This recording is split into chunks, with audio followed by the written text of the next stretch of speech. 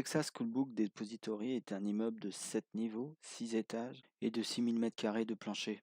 La thèse officielle de la commission Warren veut que Lee Harvey Oswald, un employé du Texas School Book Depository depuis octobre 1963, a tiré 3 coups de fusil de la fenêtre sud-est du 6e niveau au 5e étage.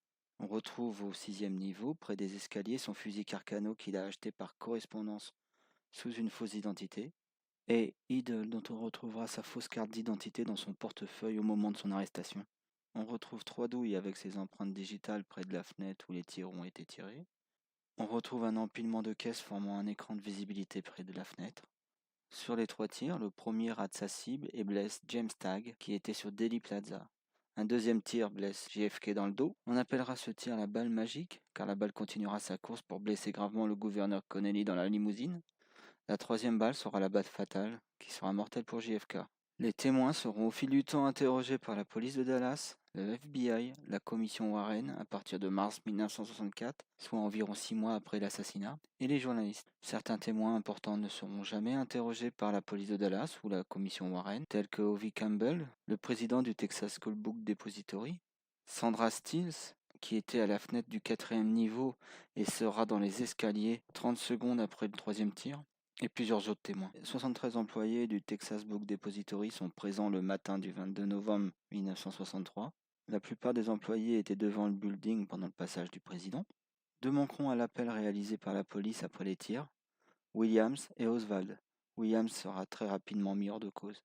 8 personnes seront aux fenêtres sud du Texas Book Depository le 22 novembre 1963 à 12h30.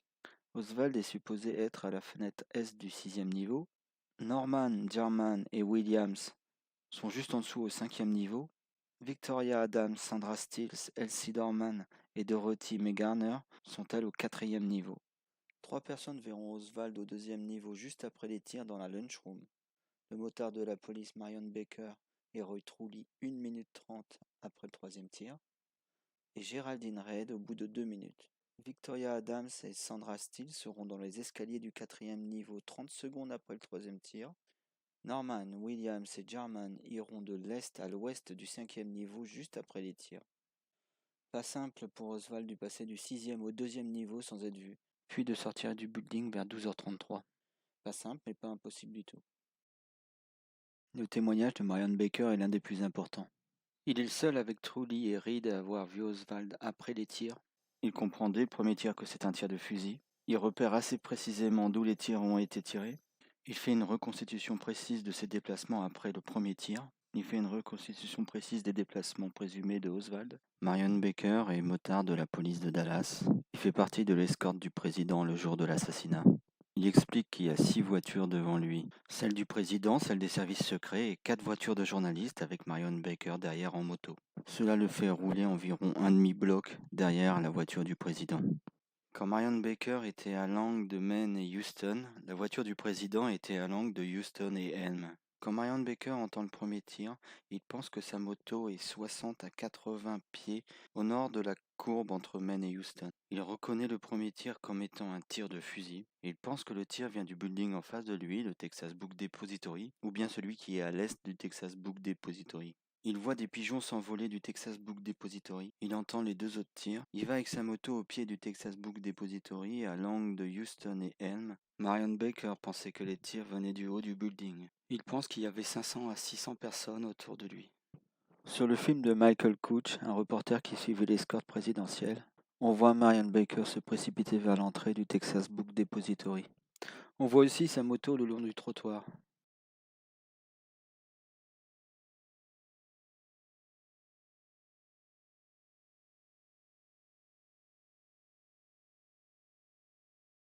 Il rentre dans le building et demande où sont les escaliers.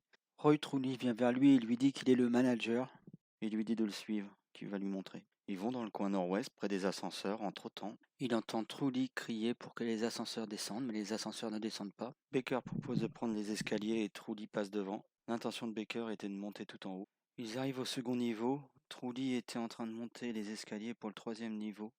Marion Baker a jeté un coup d'œil au second niveau. And I kind of looked off to the right over there through a doorway and saw an image of a man walking away through that doorway. And when I got to the doorway, he was on down there a little bit, and I hollered at him and asked him to come back. So as he approached me, this building manager, who is Mr. Truly, later I found it out his name, and I turned around and asked him if the man worked for him and if he knew him. And he said, yes, said he works for me, and I know him. And at that time, the man never did say anything. I never did say anything further to him. I turned around and went on up the stairs to the third floor. This man that you saw later turned out to be Lee Harvey Oswald. Yes, sir, he did. Baker pense qu'il s'est passé environ 30 secondes entre le moment où il aperçoit une silhouette et le moment où il quitte Oswald. Oswald était calme et ne paraissait pas à bout de souffle. Marion Baker fera une reconstitution entre le premier tir et le moment où il voit Oswald dans la lunchroom. Le premier essai a été d'1 minute 30 et le deuxième 1 minute 15. Marion Baker pense que le temps de 1 minute 15 et 1 minute 30 est vraiment le minimum.